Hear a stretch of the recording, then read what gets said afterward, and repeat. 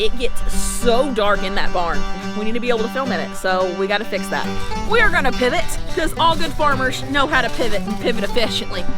And it is already noticeably different, like temperature-wise. Hi guys, welcome back. I'm Megan from the GWP Homestead, and let's talk about winter weather today. Today we are batting down the hatches for some really cold weather. By the time y'all watch this, we will be in the middle of it, hopefully on the tail end of it. We aren't going to get ice. We are kind of just underneath the ice a little bit, so fingers crossed we don't get any ice. Me and Reagan lived through, in the Western Kentucky area, the ice storm of '09. We were a sophomore and a freshman in high school, and we were out of school for 2 weeks, so our trauma is showing a little bit with this threat of ice storm. We have lived on our farm for 5 years now. We've had animals all 5 years. Over the years, we've done several videos on what we do for cold weather, and we've changed up a little bit. This is the boys' side of the barn, and it's just a big open stall. We've built this gate to divide it. So Virgil will be on that side. Our boy goats will be up here on this side. They'll obviously have hay. You can see that that door is tarped closed. As one thing we do is we try to block as much wind out of here as we can. And above, that's a really big opening, and it would go straight through with a very cold wind. The big fear would be the snow and the ice and stuff like that coming in and getting on the ground. We want to keep it as dry as possible inside the barn. One thing we're going to do different this year is we're actually going to put in some OSB. On this bottom part of this stall, you can kind of see what it's going to look like. That piece will be removed, and this whole thing will be OSB. So down at the goat level and dog level, there's going to actually be solid wood. Uh-oh. Okay. I got hung up. That's going to be solid wood. So that's going to be awesome. And we're going to talk more about that in a little bit when Reagan gets out here, because that's really his idea, and I don't really know much about it. Because anytime I need something built, I call on him. This is my girl's stall. And while we were putting up our tarps the other day, I took a side quest, and my kidding stall is gone. In the past, there had been a gate right here and then a solid wall right here that would have been my kidding stall, and I took it down. I took it down all but that one wall on that other short side. And the reason I did that is it was almost it forces me to make our new kidding stall that way, because I have a deadline. I have goats going to kid in this time frame. It has to be done quickly and efficiently. This whole room stall is going to be revamped along with some other areas, but the kidding stall is gone. Yay! Forces us to do stuff. And we are going to try our project to prepare for kidding today, because it's kind of like the way I'm looking at it, and this is probably different for Reagan, is each weekend we need to do something to prepare for kidding. So this week, on top of preparing for the winter weather, is getting some lights in here. When we tarp our barn closed, it gets so dark in that barn, and it's really hard to kid in it when it's that dark, because I can't see. But it also makes it difficult to film in it, and we need to be able to film in it, so we got to fix that. So hopefully that's going to work. So this door right here actually goes into my milk room. There's that big opening there above the door, and then cold air, snow and stuff could shoot into my girl stall. So that's all covered. And what we did here is we had some scrap wood, and we actually screwed through the wood, and it is in a grommet right there. And so now that's held. We did that also at the top there and all the way down. This tarp, we obviously did a smaller one here so we can open and close the girls' door right here. So we can pull that door closed, and so then that becomes a solid wall when we need it to. And then, their fence. That door is the boys' stall there. So it is all squared up. Hello, Leon. I backed into a goat. Hi, girls. Hi. Can you say hi? Everyone wanted to come say hi, apparently. Are y'all ready for cold weather? You want to say hi? No, she wants to eat my hat. That is how we took care of the outside of the barn. In the years past, we'd actually tarped inside the barn, And then someone here on YouTube's like, why don't you put them on the outside so they don't flap? Because when we would, check here, our barn where the wood over time has shrunk like it does, all these holes would, when we tarp on the inside, the tarp would just blow. It would just blow away. So someone told us to tarp the outside of the barn so that way when the wind blows, because all of our weather comes in on this back side, the tarp just blows into the barn. It makes a lot of sense, doesn't it? We didn't click into that even though it was our property. That is how we're going to take care of that. And we still have a couple more projects, and I know I'll get the question, so I'll go ahead and talk about it.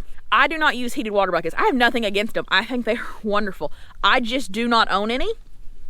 And the way my girl stall is set up, if they're actually enclosed in the barn, I have no good place to put a large bucket, and a 5-gallon bucket doesn't do much for us.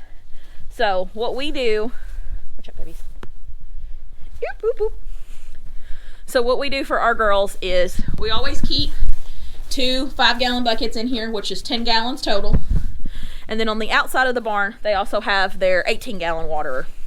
Obviously that 18-gallon water will freeze in the cold weather. Let me get better lighting now.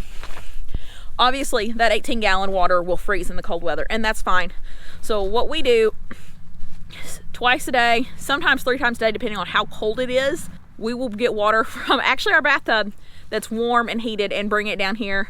We will pull any frozen buckets out, dump them out, and then the next round those will come down. So we bring them warm water multiple times a day. We break the ice if we can, and if it's solid froze completely solid, we can't do that, but we'll break the water, top it with warm water, and that's how we handle water. We do that for the chickens, we do it for all the goats, we do it for the dog. Heated waterers are great. I do not have a good way to have electric to one in the girls' stall. I don't have a good place to put a large one either, so I just don't do heated waterers. They're great if you have access to them. Maybe when we eventually rewire the barn, that'll be something we can look into, but for right now that's not possible.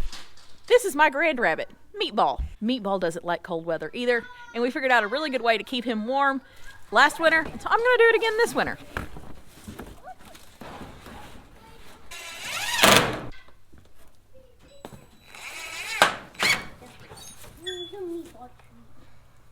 Go get Mom. This is just a nice little wind block. I'll put up we have plenty of plastic feed sacks over the cardboard later, and that will keep this weatherproof. Want to say hi? Here's the fat guy himself. He has a nice nesting box with plenty of hay in there, and he's halfway litter box trained. That's his litter box. Say hi. Hey, get Mom. He doesn't want attention right now. That is how we keep our grand rabbit warm. He is nice and cardboarded up. A lot of the wind for him would come through this door or this spot. So now that's taken care of, and we'll fill in the sides in a minute. I mentioned a little while ago, we were trying to work on some lights today. Right now, we are in my feed room / milk room. You can see how dark it is. In this area, there's one light. This one bulb.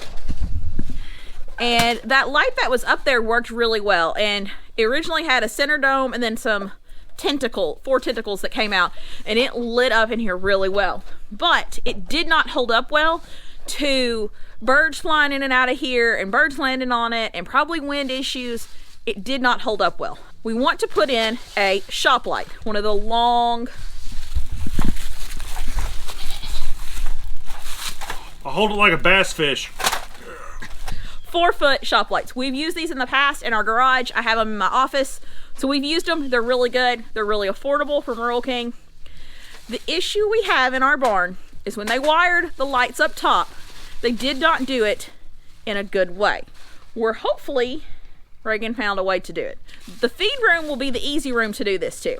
We're gonna hang it. It's not gonna be a big deal. The girl stall will be more of a challenge, and that is all on Reagan because I don't know what he's planning on there.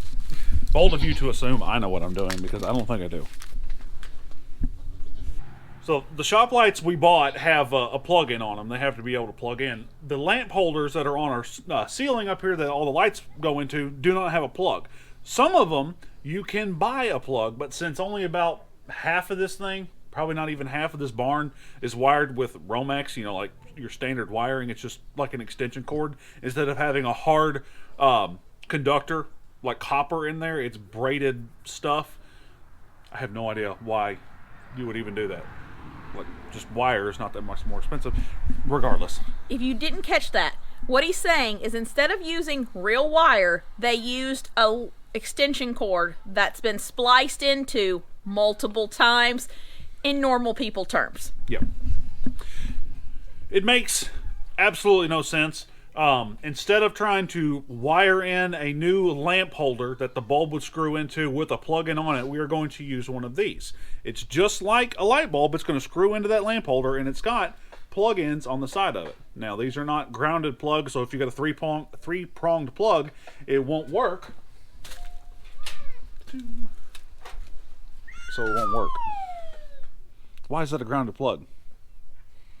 Man, I thought I was so smart.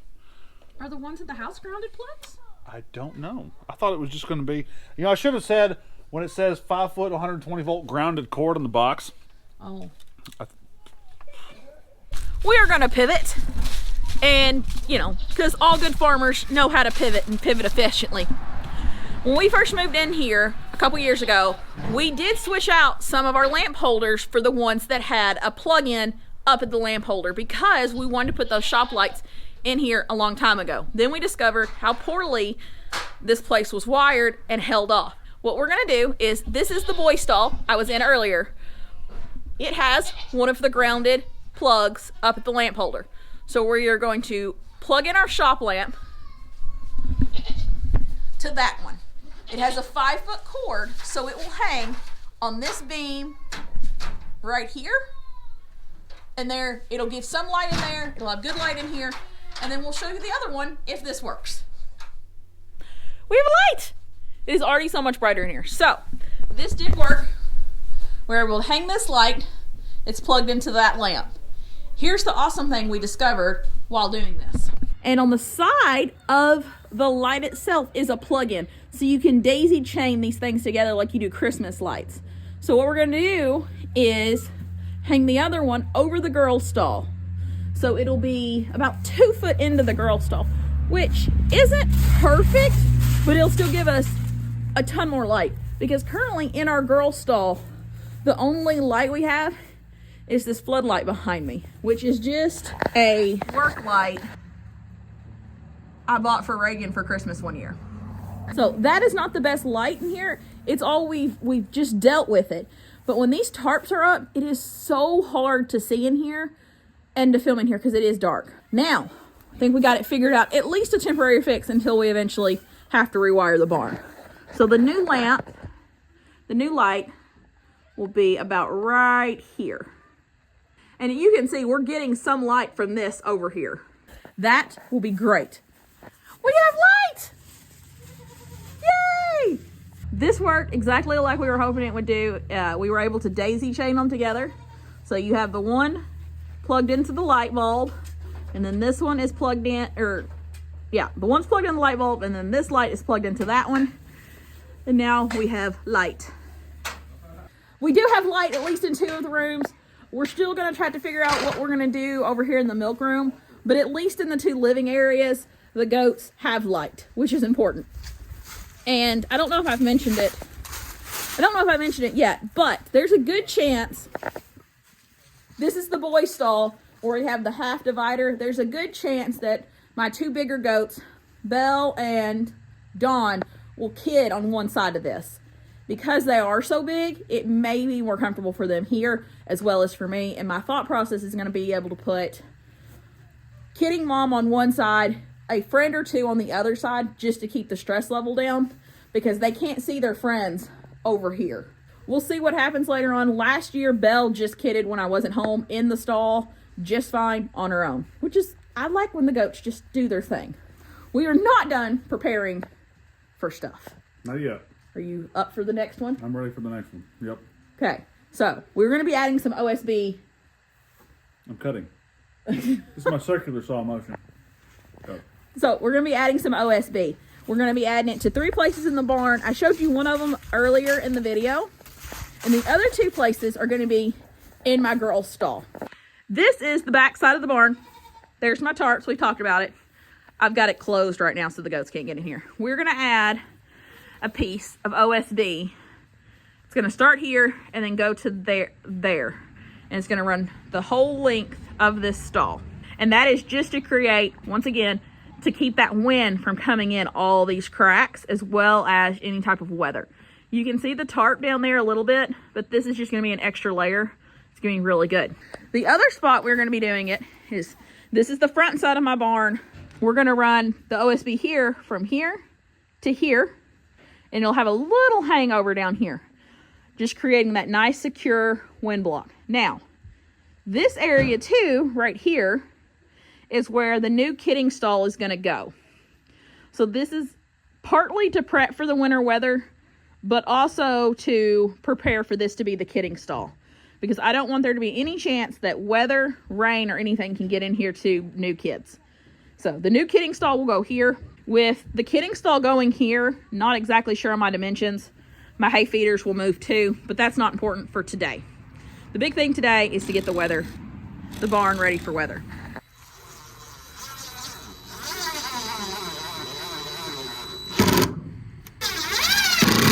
Nuisances or anything. Y'all don't need any. You don't need any. My goats see these things and they think it's a treat and will pester me for them. We got the barn squared away after a brief intermission for goat being a goat. Our lovely goat, Laramie, was doing what goats do and reared up on a tree that had a split in it and got her foot stuck. So we had to go rescue her. What kind of tree was it? A privet. Of course it is. Ma'am, you're not getting any. So she is walking on the leg that was stuck. It is very sore. You can see she's sore, but she's eating really well. So we're just going to watch her. She's walking around on it and wanting to be mobile. Can you not stand on that? Thank you. Brief intermission for a goat being a suicide machine. The boards are up in all 3 areas. It did take us less than 2 pieces of OSB, and it is already noticeably different, like temperature wise in here. Feels good in here, it really does. Yeah, it's still cold. It's still outside, but you can just tell the difference of having no gloves. Yeah, you can tell the difference between having those up.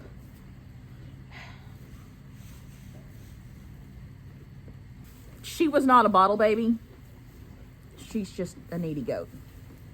But also a big thing with keeping these goats and animals warm during this is keeping their bellies full. It is going to be vital that we make sure their hay feeders are up and that there's room for everyone to stand. So I actually have a hay bag up too. It's not my favorite thing to feed out of, but just to make sure there's plenty of hay in front of them, I'm going to use it for the time being.